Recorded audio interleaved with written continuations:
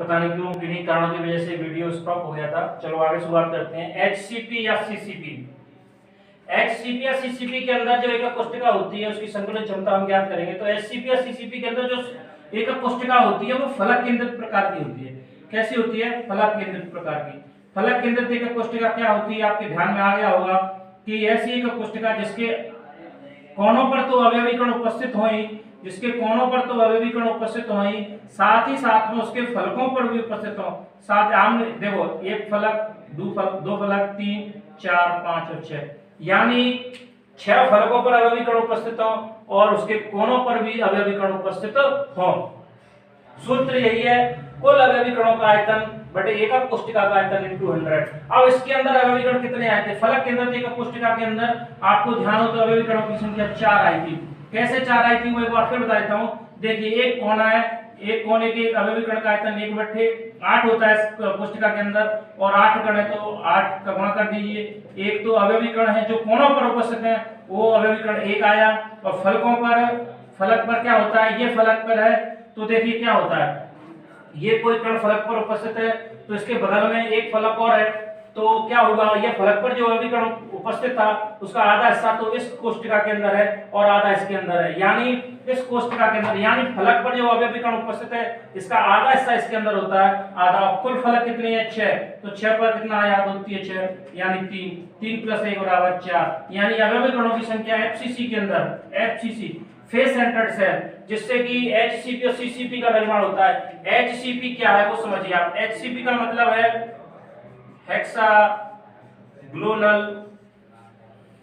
Hexagonal close packing, close packing, spelling mistake हो सकती है, यानी षटकोणीय निविड़ संकुलन। सीसीपी क्यूबिक क्लोज पैकिंग,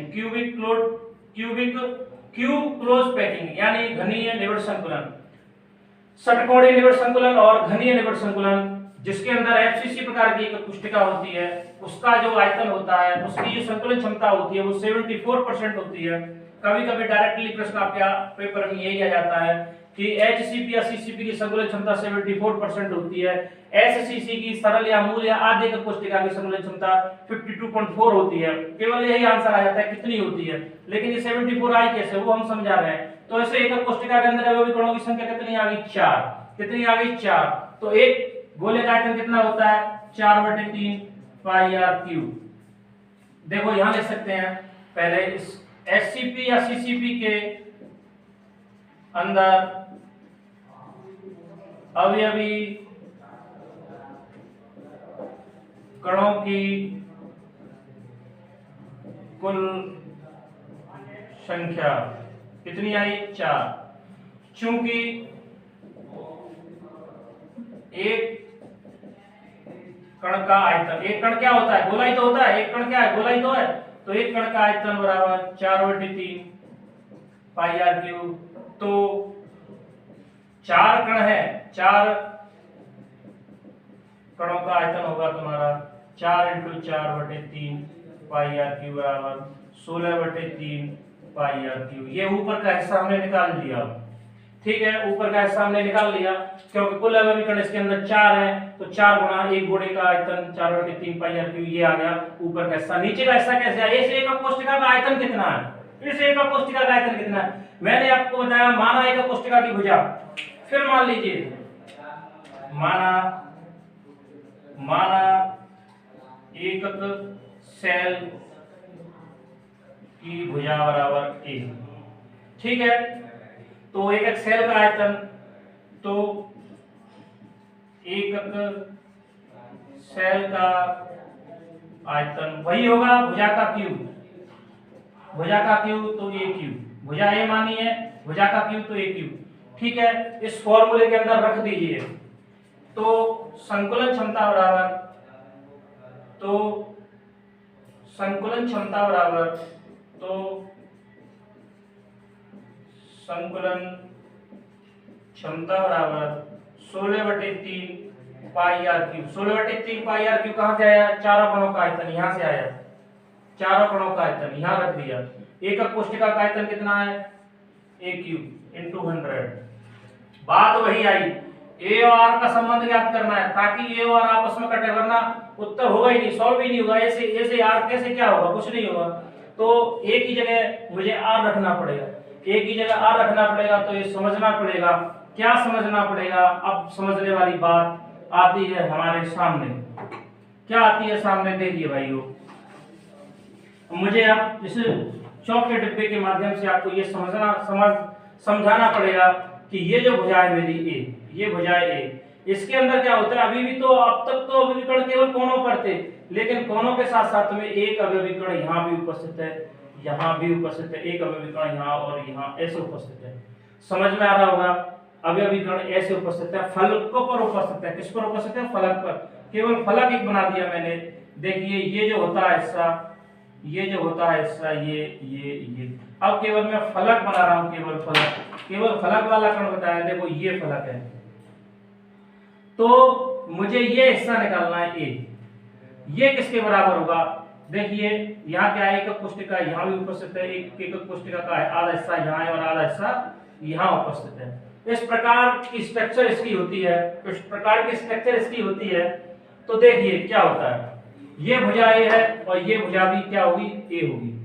ये भुजा भी क्या होगी? ए होगी।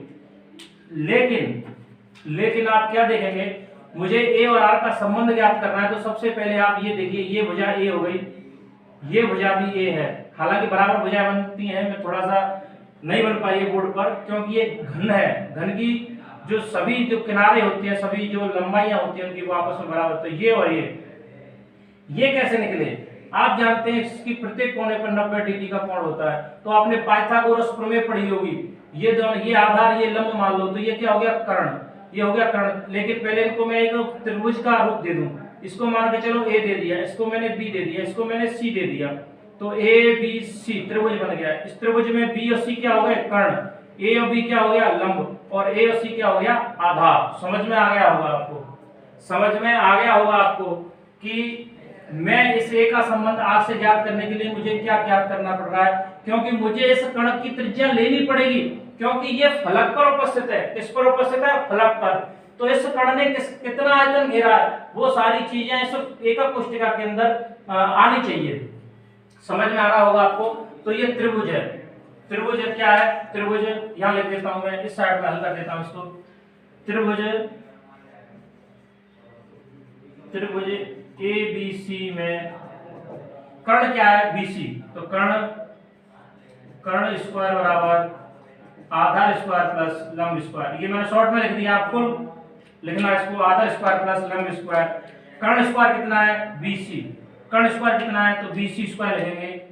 BC स्क्वायर बराबर आधार कितना है? A और C, यानी AC स्क्वायर प्लस लंब कितना है? A और B स्क्वायर। ठीक है।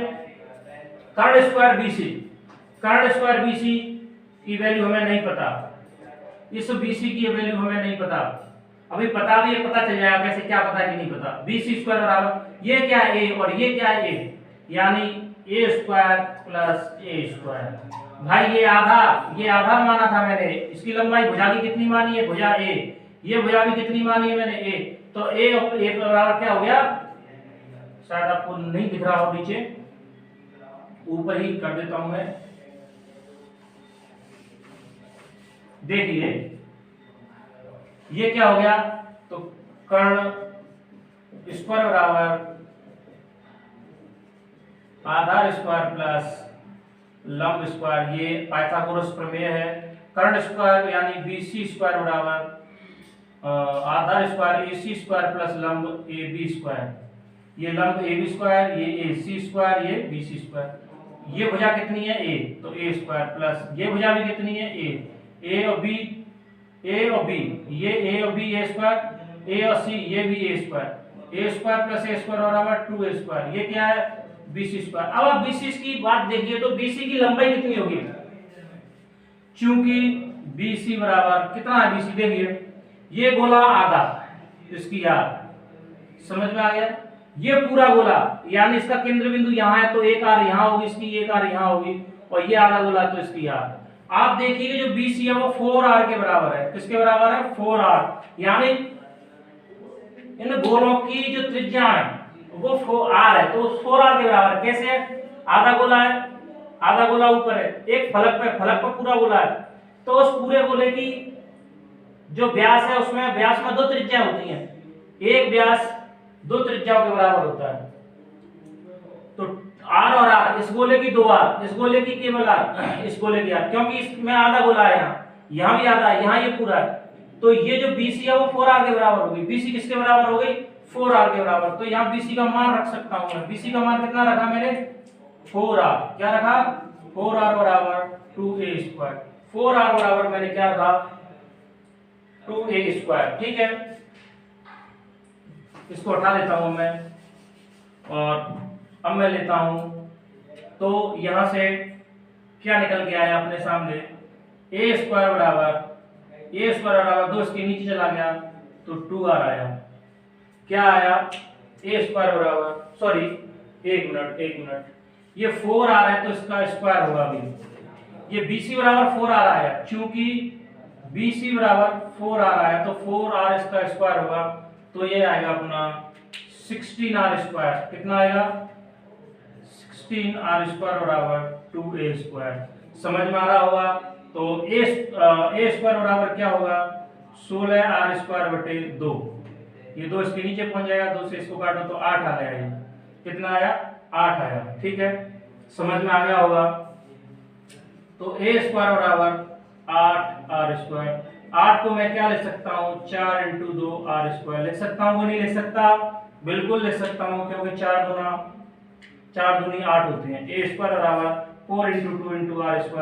a बराबर स्क्वायर रूट लगा दूं, क्योंकि स्क्वायर हटाएंगे तो यहाँ रूट लगाना पड़ेगा। तो 4 का रूट होता है 2 और 2 का रूट 2 और r² का केवल r। तो ये आया अपना a बराबर 2√2r। a बराबर क्या आया?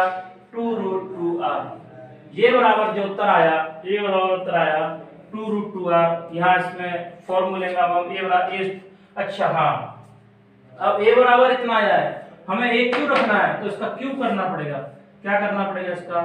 तो a³ बराबर 2√2r का क्यूब। ठीक है, तो a का क्यूब क्या होगा? a का क्यूब क्या होगा? a का क्यूब आपको पता ही है, a का क्यूब है, इसका 2 का क्यूब कितना होगा? 8 होगा। 2 2 दूनी 4, 2 दूनी 8। √2 का क्यूब मतलब into √2 into √2 into √2 into r का क्यूब, √2 का इंटू √2 का इंटू मतलब √2 का क्यूब। इसका मतलब क्या? √2 को मैं 3 बार लिखना पड़ेगा। ठीक है, और 2 का क्यूब यानी 8 लिख दिया मैंने। अब √2 और √2 गुणा होकर क्या हो जाता है? 2, तो 8 गुणा 2 इंटू √2, ये √2 अकेला रह गया तो √2 ही आएगा, इंटू r³। 8 दूनी क्या होते हैं? 16 √2 r³। ठीक है, यहाँ रख दीजिए इस उत्तर को, इसको यहाँ रख दीजिए। तो 16 पाई r³ बटे, सॉरी 16/3, इसको लगाना 16/3 पाई r³ a³ का उत्तर कितना आया? 16 √2 r³। r³ से r³ कैंसिल, 16 से 16 कैंसिल, उत्तर आया पाई/3 √2 इंटू 100 बराबर 74% संकलन क्षमता।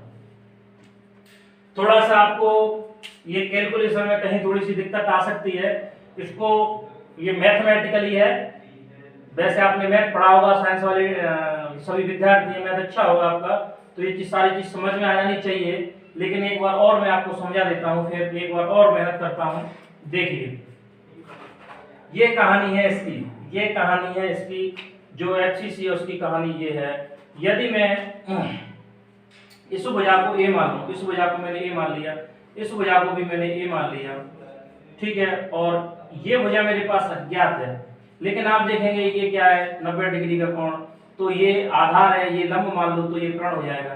तो कर्ण स्क्वायर बराबर क्या होगा? आधार स्क्वायर प्लस लंब स्क्वायर। देखिए, कर्ण स्क्वायर बराबर, यदि इसको मैं a मान लूं, a भुजा, इसको a बिंदु मान लिया, a पॉइंट, इसको b पॉइंट मान लूं और इसको c पॉइंट मान लूं, तो b और c स्क्वायर बराबर ये कर्ण स्क्वायर बराबर आधार स्क्वायर प्लस लंब स्क्वायर। ये आपको आपने अभी देखा था, एकक कोष्टिका के अंदर इस प्रकार की जो स्ट्रक्चर मैंने अभी बनाई थी, ये ए था, इसको ए माना था, इसको बी माना था और इसको सी माना था। ये बी और सी थे।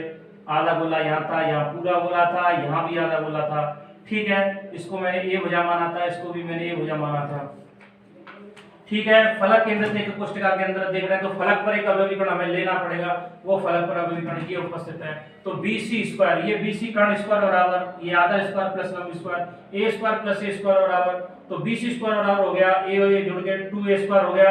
लेकिन BC किसके बराबर है? ये BC किसके बराबर है? ये 4r के बराबर है, क्योंकि एक r इसका ये पूरा गोला है, तो आधी r इसकी यानी 2r और 3r और ये r 4r, 4r के बराबर है ये BC, तो 4r बराबर 2a स्क्वायर। अब इसका 4r का स्क्वायर करना पड़ेगा, क्योंकि BC स्क्वायर है तो 4r स्क्वायर का स्क्वायर होगा 16r स्क्वायर बराबर 2a स्क्वायर। समझ में आ गया होगा।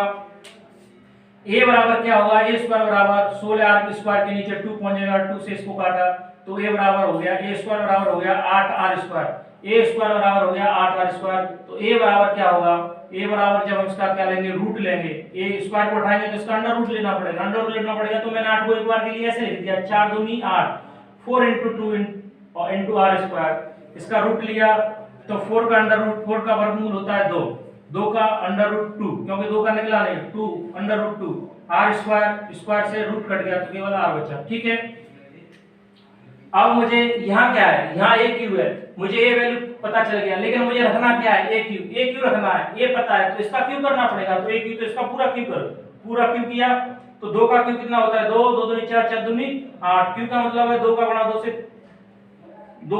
से 3 बार, 2 into 2 into 2 8, इसका रूट 2 का गुणा रूट 2 से 3 बार, तो रूट 2 r का गुणा r से 3 बार r क्यू, तो रूट 2 और रूट 2 मिलकर 2 हो गया, 8 है यहाँ पे और रूट 2 अकेला बचा, रूट 2 into r3, रूट 2 और रूट 2 मिलकर 2 हो गया, 8 दूनी 16, रूट 2 r क्यू, ये आ गया a क्यू का मतलब, ये a क्यू का वैल्यू आ गई, ये a क्यू की वैल्यू आ गई।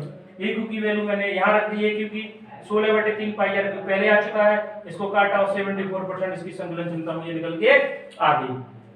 परिकलन आ सकता है एचसीपी या सीसीपी के अंदर एकक कोष्टिका की संकलन क्षमता का परिकलन कीजिए, ये प्रश्न आ सकता है। एकक कोष्टिका, सरल एकक कोष्टिका के अंदर संकलन क्षमता ज्ञात कीजिए, ये प्रश्न भी आ सकता है। या एक नंबर का प्रश्न डायरेक्टली भी आ सकता है कि सरल एकक कोष्टिका की संकलन क्षमता कितनी होती है, या षटकोणीय निबंध संकुलन में एकक कोष्टिका की संकलन क्षमता कितनी होती है। इस प्रकार के प्रश्न डायरेक्टली भी आ सकते हैं। मेरा ये वीडियो आपको कैसा लगा प्लीज शेयर कीजिए, चैनल को सब्सक्राइब कीजिए। दोस्तों मैं पूरी मेहनत कर रहा हूँ, आप लोग भी मेहनत कीजिए। यदि कोई वीडियो समझ में नहीं आता उस वीडियो को ध्यान से, बुक भी साथ में ले सकते हैं आप, अपनी बुक या आपके पास जो भी हेल्प सामग्री है उसको अपने पास रखिए, उसमें से समझिए कि कैसे कैसे इसको सॉल्व किया है। वीडियो को बार बार स्टॉप कीजिए, देखिए, रोक कर देखिए, थोड़ा 1 सेकंड के लिए रोकिए, उसको समझिए, फिर आगे बढ़ाइए। ऐसे एकांत में कभी आप फैमिली के साथ वीडियो, गाने या मूवी की तरह नहीं देख सकते हो। आप एकांत में जाना पड़ेगा, आपको बुक लेनी पड़ेगी, पेन लेना पड़ेगा, कॉपी लेनी पड़ेगी, ईयरफोन कान में होना चाहिए, एकांत में बैठ के वीडियो देखना पड़ेगा। ये कोई गाना नहीं है जो सुन लिया और याद हो गया, ये केमिस्ट्री है, आपको बिल्कुल तरीके से याद करनी पड़ेगी, तरीके से पढ़ना पड़ेगा, आपको ऐसे याद नहीं होगी। आप ये सोचे एक बार वीडियो देख लिया, 2 बार देख लिया, नहीं याद होगी जब तक आप नोटबुक अपनी पेन लेके उसको सॉल्व नहीं करोगे। आपको सॉल्व करना पड़ेगा। यदि कहीं से कोई चीज समझ में नहीं आती तो वीडियो स्टॉप करके उस वीडियो को वापस समझिए, इतना दिमाग लगाइए। यदि फिर भी समझ में नहीं आता है तो मेरे कमेंट बॉक्स में मुझे कमेंट जरूर कीजिए, मैं इसको फिर रिपीट करने की कोशिश करूंगा। जय हिंद, जय भारत।